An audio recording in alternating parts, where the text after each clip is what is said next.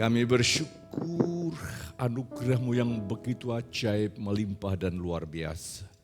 Kau telah berikan kepada kami exousia, power of choice, kemampuan, kekuatan untuk memilih. Tapi juga Kau berikan kepada kami privilege, hak-hak istimewa untuk kami menjalani hidup sebagai putra-putra Allah di atas muka bumi ini. Teguhkan kami lewat firman-Mu Tuhan. Sesungguhnya anugerah-Mu lebih besar dari yang dapat kami pahami. Itulah sebabnya kami merendahkan hati untuk makin dilimpahi dan dilimpahi. Sehingga hidup kami menjadi saluran anugerah bagi banyak orang. Demi nama Yesus kami berdoa. Haleluya. Amin. Saya silakan duduk kembali. Shalom.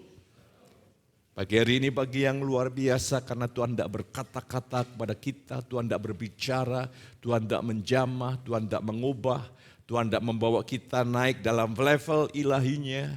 Mari kita akan lihat, saya akan berikan sebuah tema, pribadi yang utuh dan siap melakukan kehendak Allah. Ini luar biasa. Ya, jadi kita semuanya hari ini akan diteguhkan, dikuatkan untuk menjadi pribadi yang utuh dan siap melakukan kehendak Allah. Saya punya gambaran sederhana ketika tadi puji-puja dinaikkan, saya berdialog dengan Tuhan. Apa sih tujuannya saya khotbah? Salah satu yang sangat penting, karena saya sudah mengalami firman. Dan saya ingin bagikan supaya seluruh jemaat mengalami firman. Firman kasih karunia telah mengubah saya menjadi pria, laki-laki yang berbahagia, bertanggung jawab, setia.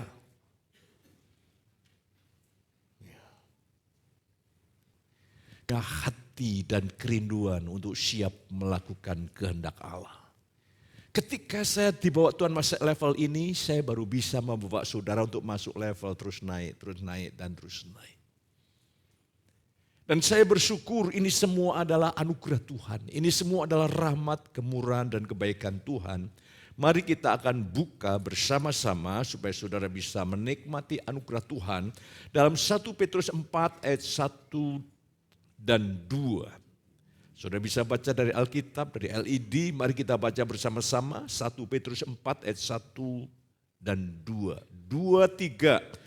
Jadi karena Kristus telah menderita penderitaan badani, kamu pun harus juga mempersenjatai dirimu dengan pikiran yang demikian. Karena barang siapa telah menderita penderitaan badani, ia telah berhenti berbuat dosa. Supaya waktu yang sisa jangan kamu pergunakan menuruti keinginan manusia, tetapi menurut kehendak Allah. Jadi karena Kristus telah menderita penderitaan badani, ini maknanya banyak. Tapi dalam konteks ini Paulus ingin, Rasul Petrus ingin kita meneladani, memahami makna arti penderitaan Kristus. Tetapi penderitaan Kristus itu memiliki makna yang sangat amat dalam, itulah inti Injil. Itulah kabar baik Euangelion. Ya. Kabar yang membuat saudara dan saya menjadi pribadi yang utuh. Dulu kita ketika mewarisi sifat kodrat Adam, kita menjadi manusia daging carut marut. Posisi kita di hadapan Allah menjadi musuh rusak. Perilaku kita mengekspresikan daripada sifat dosa dan daging. Tetapi ketika kita menerima Kristus, lewat karyanya yang ajaib, lewat penderitaan penebusannya. Saya bersyukur ada sebuah jaminan Roma 8 ayat 1. Demikianlah sekarang tidak ada penghukuman bagi kita yang ada dalam Kristus. Katakan amin. Berbicara masalah hukum, Kristus telah menyelesaikan masalah dosa. Tuntas. Dosa adalah melanggar hukum Allah. Sehingga semua orang yang berdosa, maut upahnya. Tetapi puji Tuhan, Yesus telah mati atas kayu salib, menerima hukuman yang harusnya kita hukum karena dosa. Yesus yang benar menjadi berdosa, memikul dosa kita, memposisikan keberadaan kita, supaya hukuman Allah yang harusnya kita terima telah diterima Yesus 2000 tahun yang lalu. Sehingga ini jaminan Allah tidak pernah menghukum dosamu dan membawa engkau masuk neraka. Jaminan mutlak. Ini namanya keselamatan adalah oleh anugerah Tuhan. Bukan sampai di situ. Manusia lama sifat daging yang kita warisi dari Adam. Kerusakan total telah dipikul Kristus atas kayu salib. Dan kita telah menerima anugerah hidup yang dipertukarkan. Ini anugerah yang patut saudara dan saya hargakan di dalam anugerah Tuhan. Yang lama sudah berlalu, yang baru sudah datang. Ini kabar sukacita. Saya ingin mengajak saudara untuk melihat, tolong bacakan Yohanes 1 ayat 12 di slide. Kita akan melihat satu anugerah, saudara pribadi yang utuh, saudara telah menerima anugerah kebenaran. Manusia roh saudara yang lama telah dibangkitkan, telah dihidupkan menjadi roh yang baru, yang segambar, sekodrat dengan Yesus. Dulu kita memiliki sifat dosa, sekarang kita telah memiliki sifat kodrat ilahi. Sehingga saya katakan jemaat yang saya kasih, tidak cocok engkau berbuat dosa. Tidak cocok. Lah hari ini kita akan lihat. Dikatakan, tetapi semua orang yang menerimanya diberinya kuasa. Supaya menjadi anak-anak Allah, yaitu mereka yang percaya dalam namanya. Saudara lihat, supaya kita ini diberi, yang menerima diberi kuasa. Dari kata exousia. Ini luar biasa. Taylor menjelaskan, ya, ini bicara masalah power of choice, kekuatan untuk memilih. Dulu kita budak dosa, budak daging, budak iblis, semua disingkirkan. Yesus menjadi Tuhan kita yang baru. Roh Tuhan akan membangkitkan saudara sehingga saudara punya power of choice, kekuatan untuk memilih. Exousia artinya juga privilege, hak istimewa. Saudara punya hak untuk hidup sebagai putra-putra Allah. Dan saudara dan saya sekarang ini kita dimerdekakan dari sistem agamawi. Sistem agamawi itu terus meningkat. Di dalam Yesus saudara adalah pribadi yang utuh. Terimalah fakta. Pribadi saudara. Identitas saudara bukan di perilaku, tapi di manusia roh saudara.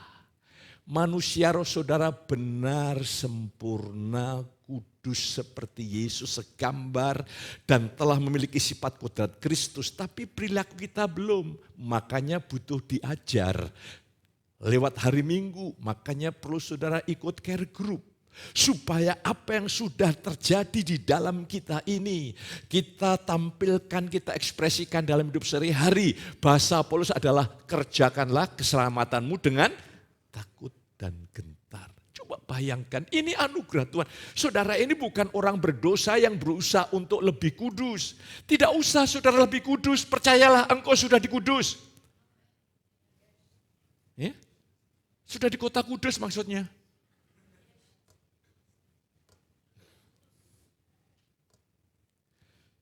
Ini anugerah yang Tuhan berikan. Ya. Saudara sudah dipenuhi dan segala terpenuhan Allah. Saudara itu tidak berdoa, Tuhan apakah Tuhan lebih lagi, Tuhan itu ada dalam hidupmu. Sudah 100%, dia pribadi. Dia bukan air yang 3/4, bukan. 1/4, separuh, bukan. Dia pribadi yang ada bersama dengan saudara. Coba bayangkan. Ini ajaib, ini saudara pribadi yang utuh, yang lengkap, tidak kekurangan sesuatu yang baik, dan saudara pribadi yang bahagia. Makanya tadi Tuhan bicara, ngapa kamu khotbah?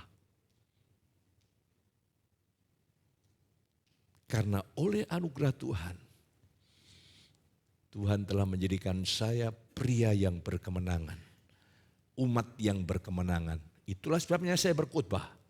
Oleh anugerah Tuhan, saya ingin mengajak saudara untuk masuk dalam level yang Tuhan kerjakan di dalam saya. Maka bahasa teologi Paulus berkata, ikutlah teladanku. Lah mari saya ingin ajak saudara sekalian untuk melihat ini anugerah. Jadi tidak, saudaraku, saudara pribadi yang utuh, lengkap, benar, kudus. Tapi ingat, engkau bisa berdosa. Tapi bukan orang berdosa. Saudara pribadi yang sangat mulia.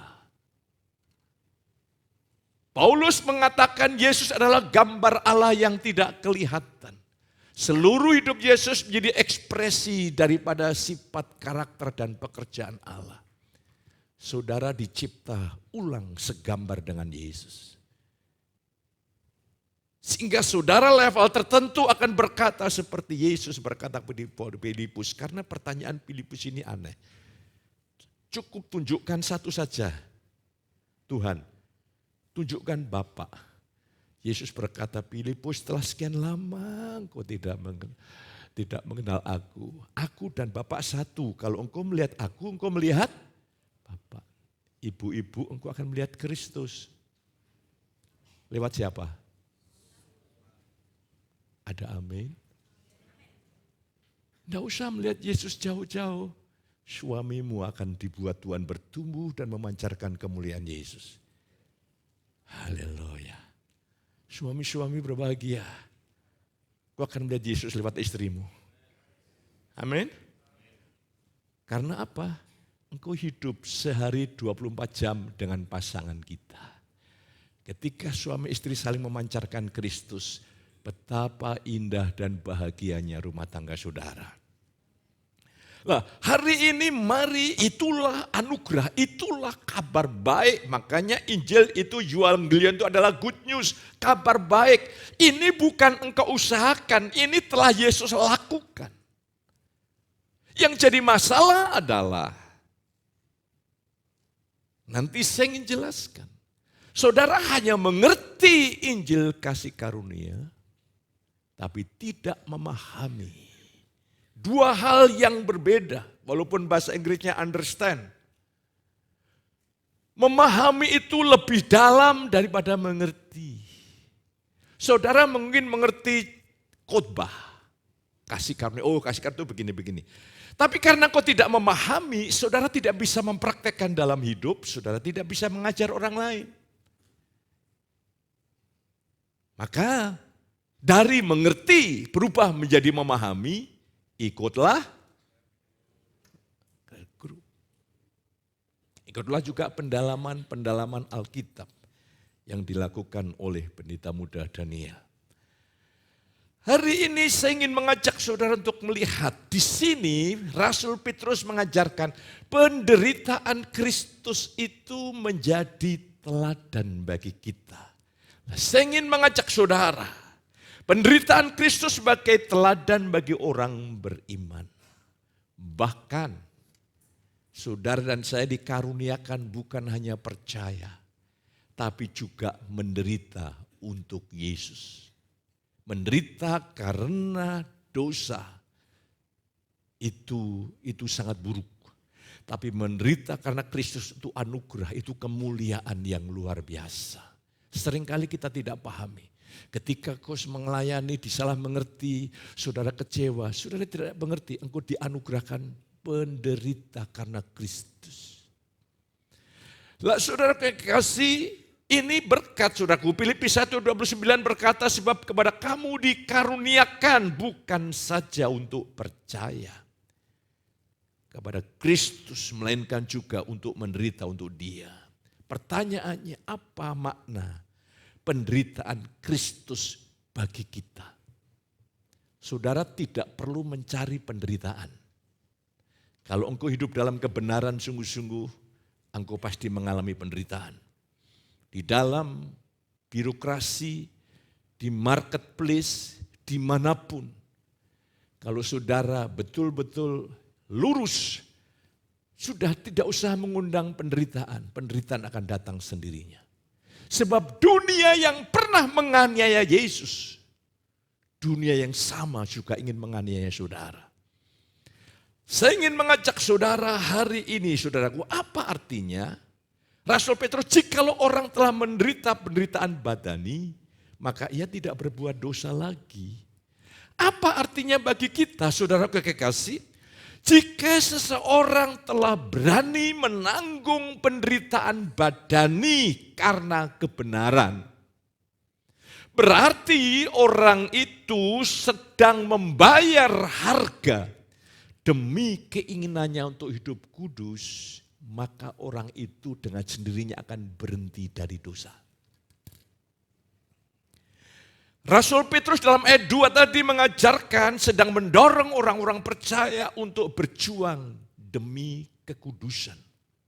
Sampai ke resiko menanggung penderitaan badani. Ini anugerah. Ini hak istimewa.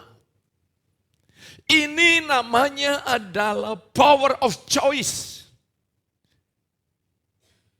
Tanpa sadar kita terpengaruh oleh filsafat-filsafat hedonisme. Ya, inti daripada filsafat hedonisme adalah hidup hanya mengejar kenikmatan. Yesus mengatakan benih yang jatuh di semak duri itu tipu daya kekayaan, tipu daya kekhawatiran, dan kenikmatan hidup. Saudara dan saya tidak mengejar kenikmatan hidup, kita mengejar kehendak Tuhan. Baru kenikmatan yang sesungguhnya saudara alami. Apa sih kenikmatan dari dunia? Manusia sudah terobsesi, dengan yang namanya seks. Itu betul-betul dipakai oleh iblis. Dan sekarang ini lebih gencar. Dan kalau saudara lihat, pengkhotbah mengatakan orang yang mengejar seks tidak akan pernah puas dengan seks. Tapi orang yang melakukan kehendak Tuhan akan dibuat puas. Saya ingin mengajak hari ini, bahkan yang merusak tanpa sadar, dosa masih mencoba mempengaruhi mata kita. Kita melihat lawan jenis hanya menjadi alat kepuasan seksual. Kita tidak melihat lawan jenis sebagai teman, pewaris tahta kasih karunia, penuh penghormatan. Daging tidak bisa, saudaraku, kalau tidak penuh dengan Roh Kudus. Itulah sebabnya mari hari ini saya ingin ajak saudara. Ada perjuangan, kekristenan itu bukan santai. Anugerah Allah itu membuat Paulus berjuang. Di dalam Ibrani 10 katakan, dalam perjuanganmu melawan dosa, kamu belum mencucurkan darah. Ada perjuangan-perjuangan tertentu yang kau hadapi di dalam dunia pergaulan, di dalam dunia kerja, di dalam dunia bisnis, dalam dunia segala perkara. Di sana ada nilai. Dan nilai itu sudah dirusak. Karena dunia sudah jatuh dalam dosa. Kalau engkau tidak ikut nilai itu, engkau bisa terasing dan tersingkir. Apakah kau tetap berani? Ketika engkau tetap berani, api penderitaan itu dipakai Tuhan hanya untuk melepaskan Sadrak, Mesak, Abednego dari ikatan-ikatan yang ada. Bukan menghancurkan. Nah, tangan Tuhan lebih perkasa dari semuanya. Jadi saya ingin mengajak saudara, betul-betul hari ini saudara menjadi pribadi yang utuh. Saudara ini sudah utuh. Tidak kekurangan sesuatu yang baik. Yang jadi masalah kita belum paham. Kita hanya mengerti, belum paham sehingga tidak mengerti bagaimana menerapkannya. Kita tidak memahami maknanya, bagaimana menerapkan dan bisa mengajar orang lain. Kita perlu mengajar orang lain dengan bahasa verbal lewat mulut kita, lewat khotbah. Tapi khotbah yang paling hebat adalah firman yang hidup. menjadi perilaku kita. Itu punya kuasa yang dahsyat. Bapak-bapak, kalau engkau ingin menyeret istrimu ada dalam kehendak Allah, jadilah bapak-bapak yang hidup dalam kehendak Tuhan. Tidak ada pilihan yang lain. Kau ingat anak-anak saudara, zaman saya, kenakalan itu masih sederhana.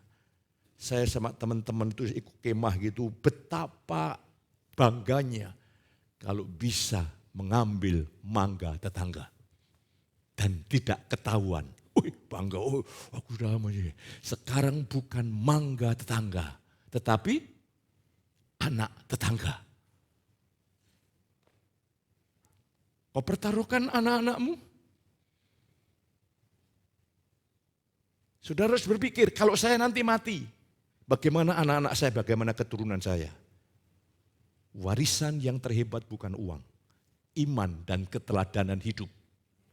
Itu kekal nilainya.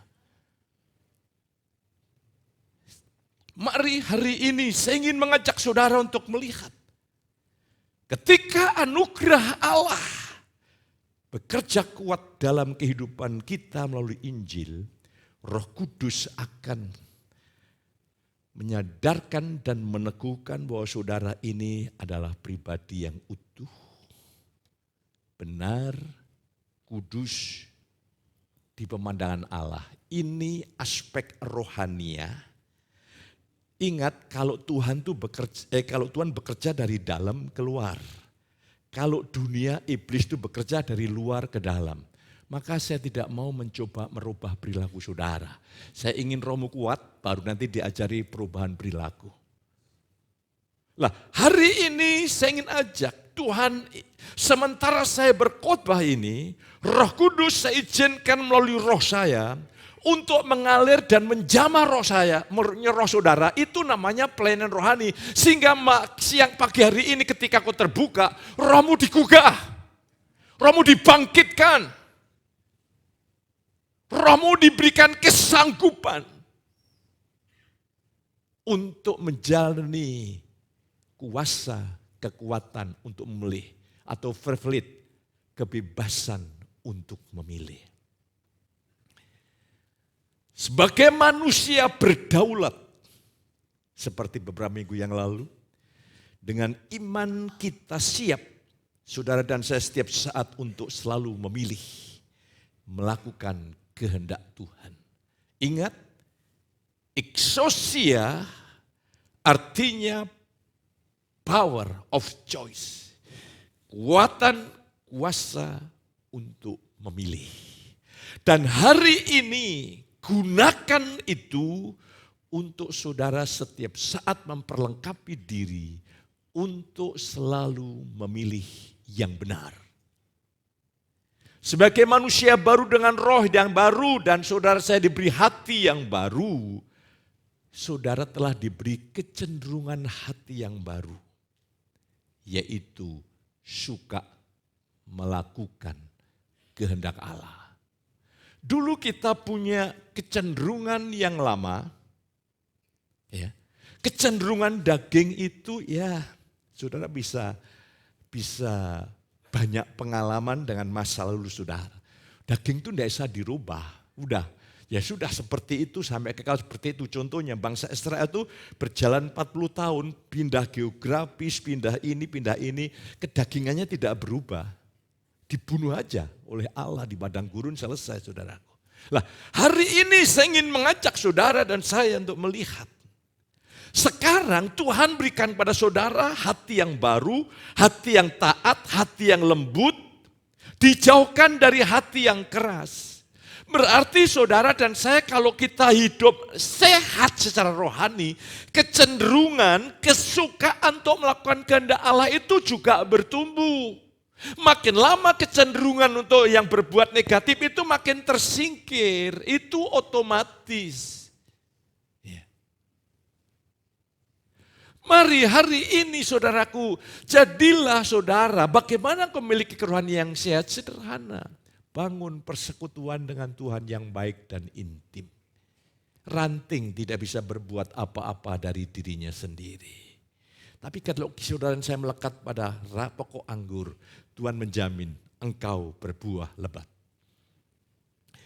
Jadi hari ini puji Tuhan, ada berkat, terimalah dengan iman. Terimalah dengan iman semua. Ingat, Injil ini adalah kuasa Allah, ya, dunamos Allah untuk menyelamatkan. Tuhan ingin menyelamatkan kecenderungan hatimu. Sehingga hari ini terimalah dengan iman, hari ini kecenderunganmu yang lama dibawa ke salib. Kecenderungan yang baru dibangkitkan. Sehingga saudara punya kesukaan yang baru. Ya. Saya beberapa hari ini suka lagu itu, mendidih di hati. Langsung saya cari di Google syair ini. Wah, ternyata luar biasa. Mendidih di hati, mendidih di hati, mendidih di hatiku. Ku selalu bernyanyi, ku selalu gembira, hilanglah susahku. Ku tak dapat mengerti maksud Tuhan sebelum ku dengar. Mendidih, mendidih, mendidih di hatiku. Makanya engkau perlu ibadah supaya engkau tahu karena mendengar. Saya ketika menyanyi itu, wah, roh saya melonjak-lonjak. Saya katakan, api Kristus sudah menyala. Tuhan, apimu tidak boleh padam, apimu harus membara. Sebab apa? Sasaran saya bukan pribadi. Api yang ada pada saya, api Kristus harus membara supaya membakar jemaat. Tadi pujian-pujian tadi semuanya untukku, saya ubah untuk jemaat. Mari hari ini saya ingin mengajak saudara. Saudara adalah makhluk berdaulat. Bahkan saya kasih tahu, sedih dan gembira itu ada pada pilihan saudara. Menang atau kalah itu ada pada pilihan saudara. Kalau hari ini ingin rumah tanggamu bahagia, pilihan saudara. Ingin kau tetap menjalani rumah tangga yang penuh konflik, pilihan saudara. Anugerah Allah tersedia berlimpah-limpah. Mari hari ini saya ingin ajak saudara untuk melihat. Kemarin saya janjikan minggu kemarin 4 langkah saudara dan saya. Bagaimana untuk dapat melakukan kehendak Tuhan. Sebetulnya ini sari-sari dari apa yang saya bagikan. Yang pertama, sebagai makhluk baru, pribadi yang utuh, lengkap, yang baru, yang lama sudah berlalu. Saudara dan saya memiliki kecenderungan hati yang baru dan engkau punya ketetapan hati untuk melakukan kehendaknya. Ini penting. Di dalam Yohanes 7 ayat 17, barang siapa mau melakukan kehendaknya, ia akan tahu entah ajaranku ini berasal dari Allah, entah itu aku berkata-kata dari diriku sendiri. Barang siapa mau melakukan kehendaknya, ini adalah subjunctif bahasa Yunaninya. Ini adalah tindakan potensial. Ini yang disebut pilihan. Hari ini kau pilih melakukan kehendak Allah atau tidak, Allah menghargai. Tapi kalau kita tidak pagi ini tidak bertobat, konsekuensi menjadi bagian kita. Tapi kalau engkau memilih kehendak Allah, hidupmu akan dibawa naik, naik, naik, dan naik. Ya. Kesiapan untuk melakukan kehendak Allah dimulai dari sikap hati yang berketetapan untuk melakukan kehendak Allah. Saudara telah diberi hati yang baru, amin. Hati yang lembut, hati yang taat. Jadi kitab Ibrani menjelaskan kalau hatimu keras, tidak mau. Saudara tidak sadar itu dikeraskan oleh dosa. Seperti Fir'aun, seolah-olah Allah mengeraskan hati Fir'aun, bukan maksudnya begitu. Tuhan berikan kebebasan Fir'aun untuk memilih. Tuhan berikan kebebasan untuk saudara memilih. Engkau pilih, ya tidak mau, aku mau ikuti kemauan saya. Saya mau pokoknya ya gini ya begini. Juga boleh. Tuhan tidak menurunkan petir. Tapi pilihan yang salah mengandung konsekuensi yang hebat. Orang tua, dampak yang kau lakukan itu akan ada pada anak-anakmu. Jadilah orang tua, anak-anakmu tahu engkau orang tua yang takut akan Tuhan. Itu akan terserap penuh. Kalau engkau mengasihi anak-anakmu, keturunanmu, Tuhan. Aku harus tinggalkan selera diri, kesukaan diri, keangkuhan diri, kesombongan diri. Dan aku mau melarutkan hidupku dalam kehendak-Mu. Bukan hanya untukku, tapi juga untuk keturunanku, untuk banyak orang yang akan Tuhan ubah lewat hidupku. Ini namanya, saudaraku, kerohanianmu sehat. Ya. Daging itu jangan dipercaya. Daging berkata, hikmat daging itu berkata begini. Ayo pelayanan, I'm busy, saya sibuk. Nanti kalau sudah pensiun, saya pelayanan. Setelah pensiun, ayo pelayanan. Ogah. Jangan percaya daging. Kalau hari ini engkau mendengarkan suara Tuhan, jangan keraskan hatimu. Rendahkan hatimu. Hanya roh yang bisa mengubah saudara.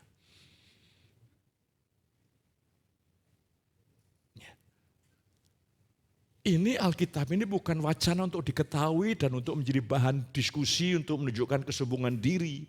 Engkau tahu firman Allah dibuktikan ketaatanmu, pelayananmu itu akan nampak dan nyata.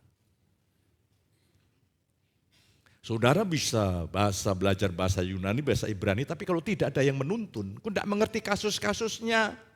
Itu hanya wacana di dalam pikiran. Dan pengetahuan itu, kata Paulus, membuat sombong. Karena dipikir dengan mengetahui firman Allah sama dengan melakukan kehendak Allah. Tidak.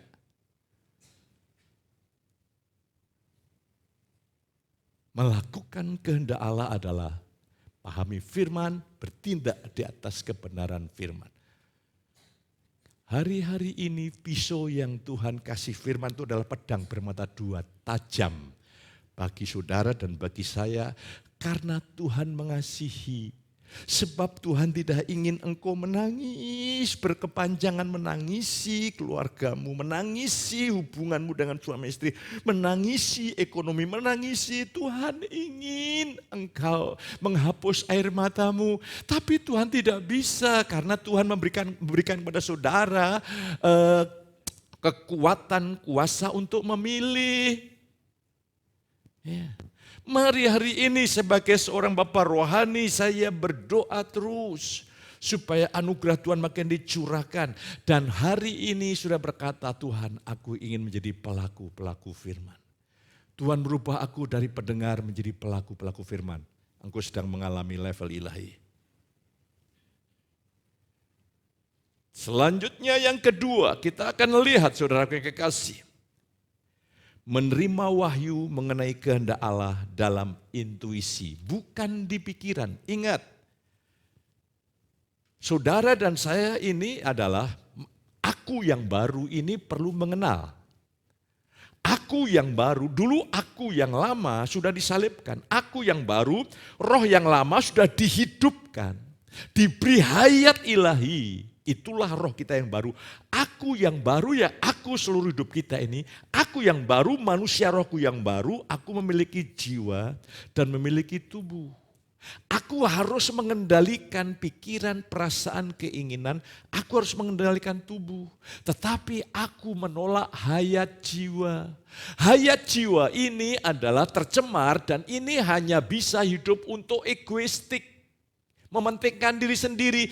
Kalau ini tidak saudara salibkan, roh saudara yang bersih, yang murni ini mulai dikendalikan oleh jiwa, oleh egoistik. Maka roh kita jadi tercemar. Lah pertumbuhan rohani yang dewasa, Ibrani 4:12, Roh Kudus firman lewat firman-Nya akan memisahkan roh dan jiwamu sehingga rohmu bebas dari kungkungan jiwa.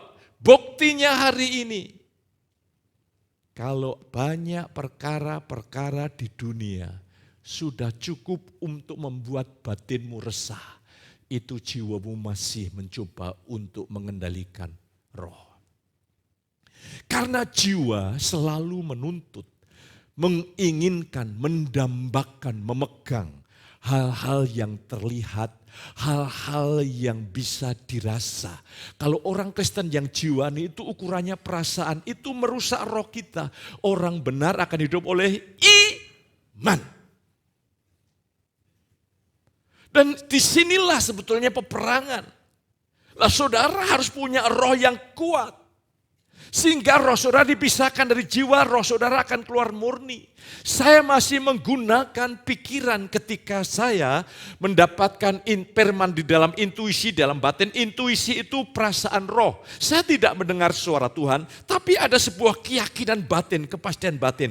Dari situ saya gunakan otak saya untuk menggali bahasa Yunani, untuk menggali sejarahnya. Saya harus mencari beberapa referensi untuk menolong khotbah saya harus teologis, tidak melanggar prinsip teologia. Terus saya gali, saya gunakan otak saya yang bersumber dari intuisi. Tuhan tidak pernah bicara di dalam pikiran saudara, tapi Tuhan bicara dalam hati roh saudara, intuisi saudara. Saudara perlu tahu, disitulah area. Yang menguasai pikiran kita bukan Roh Kudus, kita yang baru. Saya adalah terang dunia, saudara adalah terang dunia. Katakan amin. Seharusnya kegelapan tidak berkuasa. Kalau ini gelap begitu, nyalain lampu cat, gelap lari. Harusnya kegelapan tidak berkuasa. Kegelapan itu kayak apa Pak? Resah, gelisah, khawatir. Ya. Maka dari kata-kata itu yang bisa dimunculkan oleh seorang musisi. Dia berkata, resah dan gelisah, penunggu di sini. Karena taunya cuma gejala-gejala emosi.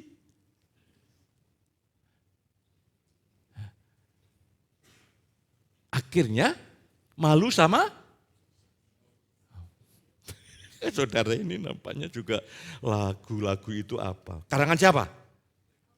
Alah, mas tahu juga, heran aku.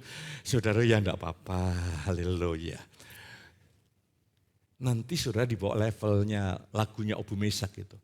Walau mata melihat, tapi hati tak pernah terpikat. Oh, ini tambahan saya, saudara. Menerima wahyu di dalam intuisi, keyakinan batin. Setelah menerima ini, kau bisa menggunakan pikiran saudara, pengetahuan saudara untuk mendalami, untuk menerapkan dalam hidup. Sehingga kita ini tidak boleh dikendalikan oleh hayat jiwani, tapi kita gunakan fungsi jiwa. Ya. Ibu-ibu kalau masak jangan pakai iman, gunakan itu perasaan. Pokoknya pakai iman lah, kalau asin siapa yang susah? Darah tinggi saudaraku.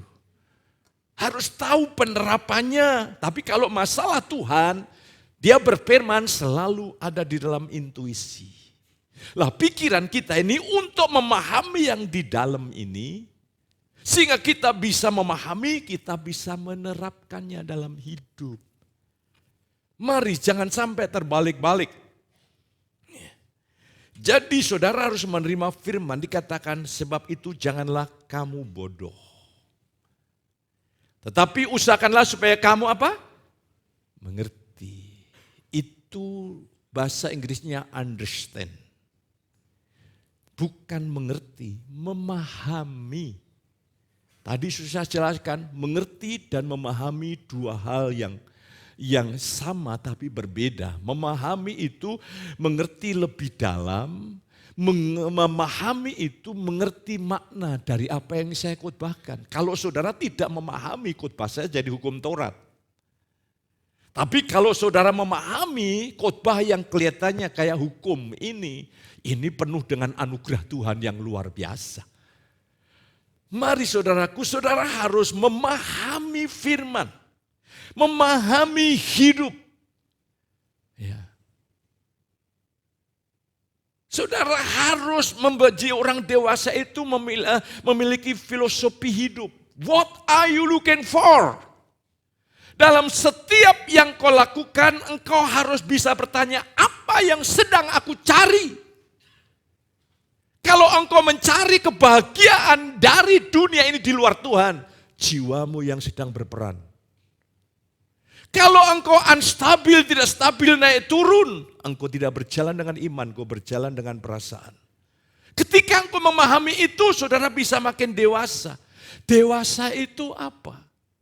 Tugas saya adalah mengalirkan kehidupan roh, merawat roh saudara, membina roh saudara, supaya kehidupan rohani saudara bisa berfungsi. Cucu saya itu sudah sempurna seluruh anatomisnya, tapi belum bisa berfungsi maksimal. Saya belum mengerti bahasanya secara tuntas. Nanti lama-lama saya tahu bahasanya, lama-lama dia mengerti apa yang saya maksud. Saya sudah bilang sama orang tuanya, nanti kalau sudah SD, dia sajak jalan-jalan ke mall. Tidak usah mamanya ikut, dia sendiri. Mamanya ikut dong. Dia tahu kalau diajak ke mall pasti beli ini, beli itu. Ya itulah kesukaan opa memang seperti itu. Saudara, secara rohani seringkali kau belum bisa menangkap suara Tuhan. Engkau belum mengerti kehendak Tuhan. Engkau belum mengerti bagaimana menyenangkan Tuhan. Lah inilah tugas penggembalaan. Sehingga secara rohania sudah mengerti kehendak Tuhan, paham. Tujuannya paham. Dalam hidup sehari-hari saya dipimpin oleh roh atau saya dipimpin oleh jiwa. Saya apakah dipimpin oleh panca indera. Lama-lama engkau mengenali. Makanya pribadi yang utuh di dalam roh saudara akan terekspresi kalau tidak terdistorsi, terganggu oleh jiwa yang belum dibaharui. Supaya kamu memahami kehendak Allah, hal ini dapat kita alami ketika kita mendengar firman dengan rendah hati, maka Roh Kudus menanamkan kebenaran firman ke dalam hati dan hal itu menjadi iman atau keyakinan batin, kepastian batin. Haleluya. Paling tidak engkau pulang, Roh Kudus akan meyakinkan engkau bukan pribadi abal-abal. Ada amin? Katakan sebelahmu, kamu ini bukan abal-abal. Kamu ini sultan. Ini bahasanya noni ini, saudara kasih. Ya, haleluya. Coba bayangkan kalau engkau paham. Masa anak Ratu Elizabeth, Ratu Inggris, pewaris tahta, di jalan ketemu orang gelandangan, orang pengemis. Masa putra raja pewaris tahta, dia minta kebahagiaan dari pengemis, dari orang-orang pinggir jalan, tidak cocok. Engkau ini putra raja atas segala raja. Tidak cocok engkau mendambakan kebahagiaan dari dunia ini. Tidak cocok. Engkau membagikan kebahagiaan, yes.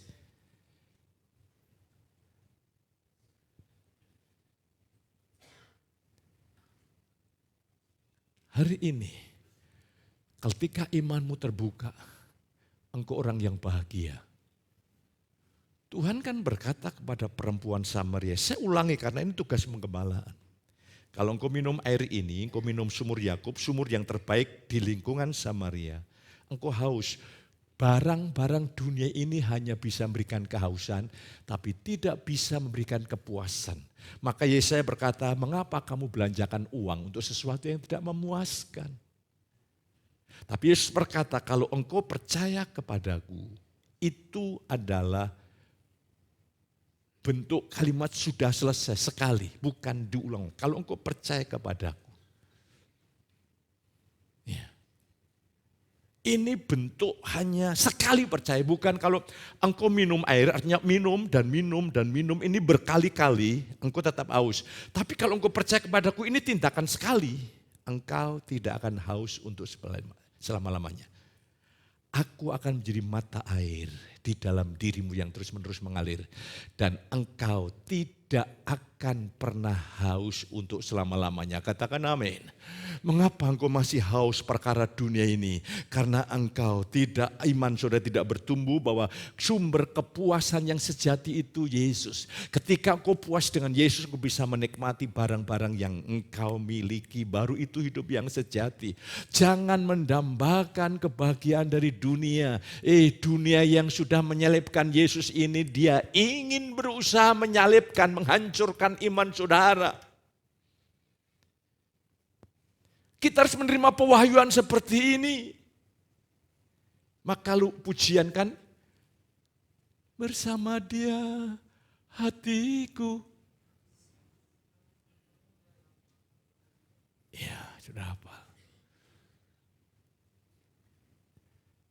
Hanya Yesus jawaban hidupku. Katakan amin.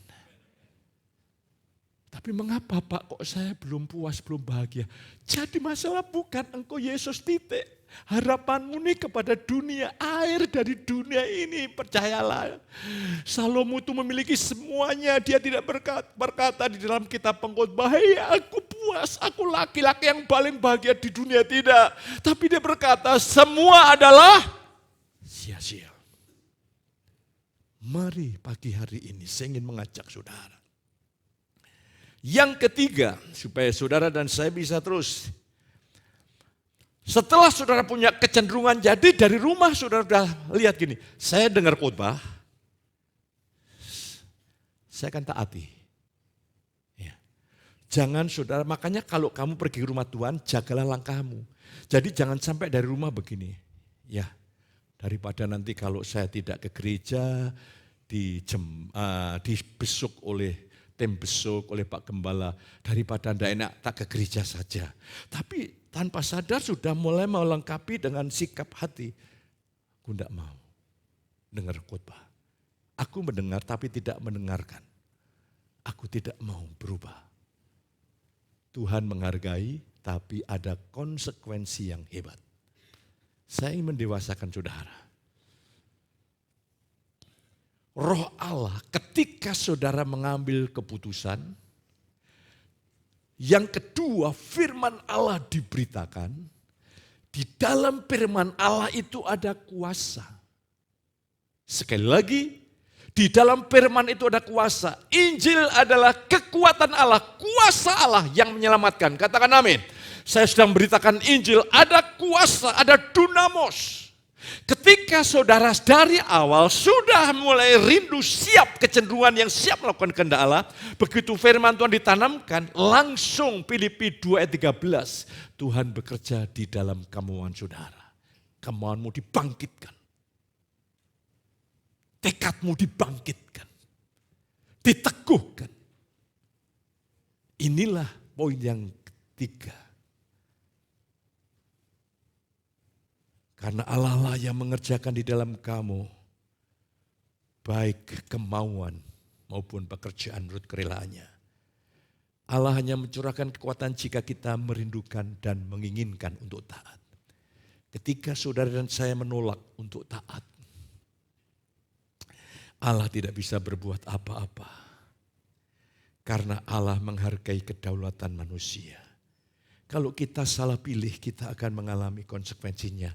Itulah sebabnya yang dilakukan Yesus di Yerusalem ketika melihat Yerusalem. Itu bahasa Yunaninya menangis tersengguk-sengguk. Menangis sungguh-sungguh. Yerusalem, Yerusalem, kau tidak mengerti damai sejahtera. Allah sedang melawat lewat Yesus. Mereka menolak. Mereka menolak damai sejahtera. Yesus menangis karena dia tahu nanti di tahun 70 itu jutaan orang mati di jalan. Itu bait Allah. Diinjak-injak itu di tahun 70 tergenapi itu.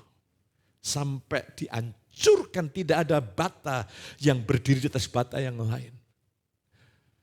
Jangan-jangan hari ini Yesus menangisi saudara.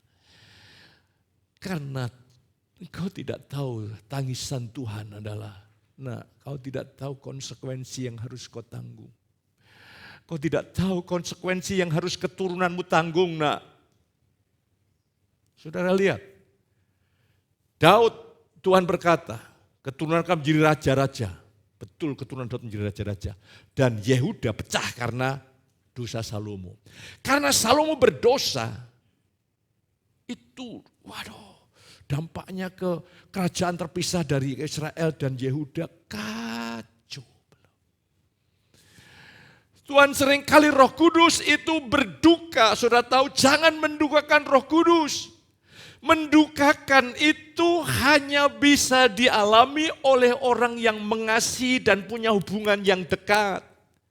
Saya membaca di internet seorang ibu berduka menjual tanahnya untuk menyekolahkan anaknya, menguliahkan. Setelah anaknya sukses, lupa dia menolak ibunya, hatinya berduka.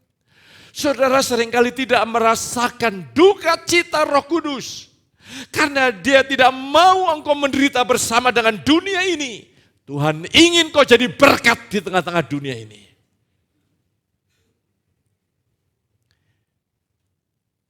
Roh Allah akan menguatkan saudara pagi hari ini.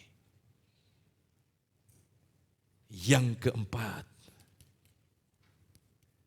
ketika Roh Kudus sudah membangkitkan minat kemauan saudara, maka dia akan memberikan kesanggupan. Sehingga engkau sanggup untuk mentaati. Ini namanya, saudaraku, anugerah Allah. Karena Allah lah yang mengerjakan di dalam kamu, itu Filipi 2:13, dalam terjemahan bahasa Indonesia dikatakan Allah sendiri yang akan bekerja di dalam saudara, yang membangkitkan kemauan maupun kesanggupan untuk menyenangkan hati Allah. Ada perubahan hidup. Paulus berkata, Roma 7, aku manusia celaka. Siapa yang bisa melepaskan aku dari tubuh maut? Aku ingin berbuat yang baik, tapi aku tidak bisa melawan hukum dosa. Tapi dalam Filipi 4:13 dikatakan, di dalam Yesus yang memberikan kekuatan, aku cakap menanggung segala sesuatu. Aku siap melakukan kehendak Allah di dalam tantangan apapun yang terjadi. Ini hebatnya saudara kekasih. Lah hari ini, dimulai tidak ujuk-ujuk, semua ada proses. Yang pertama, pastikan hari ini terima dengan iman. Tuhan mengubah kecenderungan hatimu, katakan amin. Sebab saudara sudah mengalami hidup yang dipertukarkan, bukan aku lagi, melainkan Kristus. Aku ini daging rusak, kecenderungan rusak. Udah disalibkan, diganti Kristus, punya kecenderungan yang baru. Setelah kau punya kecenderungan baru, engkau datang di ibadah, engkau mulai datang di care group, dan firman Allah datang di dalam batin saudara menjadi keyakinan, dan Tuhan Roh Kudus membangkitkan kemauan saudara, tekad saudara untuk melakukannya, dan setelah itu Tuhan akan memberikan kemampuan. Maka di sini muncul komitmen. Ini muncul komitmen. Kalau komitmen yang gagal kalau dari diri sendiri. Tapi komitmen yang dibangun oleh Roh Tuhan itu luar biasa. Saya ada hamba Tuhan yang saya lupa namanya. Dia berkata, aku lebih baik mati daripada aku tidak taat. Luar biasa. Ya, luar biasa. Luar biasa hidupnya. Lah mari, itulah pada pagi hari ini, pribadi yang utuh sudah diberikan kepada saudara. Tapi kau diberi hak istimewa. Kau diberi kuasa untuk menjadi anak-anak Allah. Kekuatan untuk memilih hari ini. Maka dorong, kuatkan terus manusia roh saudara. Didihkan terus manusia roh saudara. Supaya engkau berdaulat penuh. Saya ulangi lagi, Roh Kudus Tuhan tidak menguasai jiwa dan tubuh. Dia menguasai roh kita, dia bangkitkan roh kita. Dia bangkitkan lewat kuasanya roh kita. Supaya manusia baru kita ini, ya saya dan saudara ini, berkuasa penuh atas jiwa dan tubuh untuk taat. Ya. Roh Kudus tidak pernah mengganti ketaatan kita.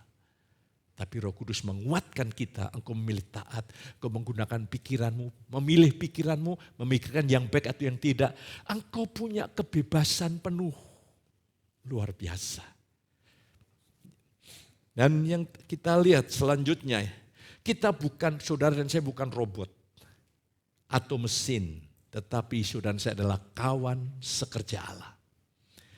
Ketika Allah berfirman dan kita siap mentaatinya, Allah akan melimpahkan kuasa-Nya yang memampukan saudara dan saya untuk hidup menyenangkan Tuhan. Rasul Paulus mengalami hal ini. Dia berkata bahwa di dalam Yesus yang memberi kekuatan, dia sanggup mentaati kehendak Allah dalam keadaan apapun. Ini luar biasa, saudara kekasih.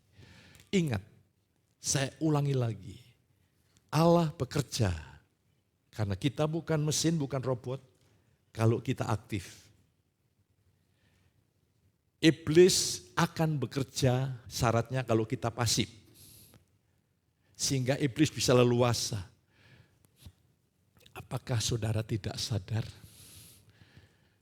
Iblis menempel dalam hidupmu. Wah, apa terus nakut-nakuti. Tidak nakut-nakuti. Ada enggak hatimu yang keras? Itu dikendalikan oleh iblis. Adakah enggak pikiran-pikiran yang kotor mempengaruhi hidup kita? Itu dipengaruhi roh jahat. Roh jahat mengendalikan sehingga engkau susah tidur, susah fokus, susah konsentrasi. Roh Kudus, iblis kedas maunya dia memberikan ketawaran. Kalau engkau rohmu kuat, iblis menaruh kepada saya roh ketawaran. Saya katakan, aku tidak hidup dengan apa yang kurasa iblis. Aku hidup, saya tahu. Dalam doa pribadi saya tahu persis Tuhan tunjukkan iblis sedang menyerang engkau dengan berikan roh ketawaran. Saya tawar hebat. Tapi saya katakan terima kasih Tuhan. Engkau sedang melatih imanku kokoh sehingga aku tidak berjalan dengan perasaan. Saya lewati dan iman saya naik. Sehingga saya tahu kapan iblis menaruh benih-benih ketawaran. Lah, hari ini saya ingin ajak saudara, jadilah aktif di dalam Tuhan. Dan yang terakhir pesan saya, kalau engkau ingin memenangkan dunia ini, rohmu sehat, jangan izinkan apapun membuat engkau resah. Jangan membuat batinmu susah, gelisah, tidak bahagia. Seluruh kepenuhan Allah menyatu dengan roh saudara. Seluruh apa yang dimiliki menyatu dengan roh saudara.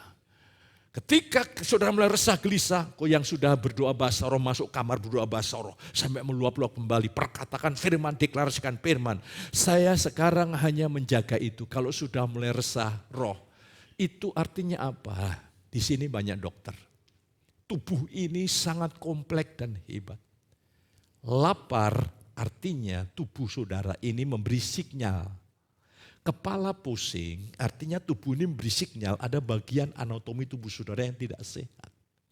Jadi kalau batin saudara ini, intuisi saudara ini resah, intuisi saudara gelisah, ini sedang tidak beres nak, bereskan. Sehingga engkau setiap saat mengalami damai sejahtera yang melampaui akal budi. Katakan amin. Itulah kebahagiaanmu dan kebahagiaanku. Tuhan menolong, Tuhan memberkati. Seluruh yang Bapak miliki di surga, Tuhan sudah karuniakan di dalam roh saudara. Pagi hari ini Tuhan membuka mata rohani saudara. Tuhan menaruh iman sehingga setiap saat engkau bisa mengakses kekayaan yang berlimpah-limpah. Yang tersedia untuk hidup sehari-hari sehingga saudara mulai hari ini hidup dalam kemenangan. Angkat tangan saudara, pulanglah pada pagi hari dengan berkat yang berlimpah dari Allah Bapa. Kasih sayang Tuhan Yesus lewat persekutuan Roh yang Kudus menyertai saudara ini pagi sampai selama-lamanya. Yang diberkati katakan sama saya. Sungguh besar.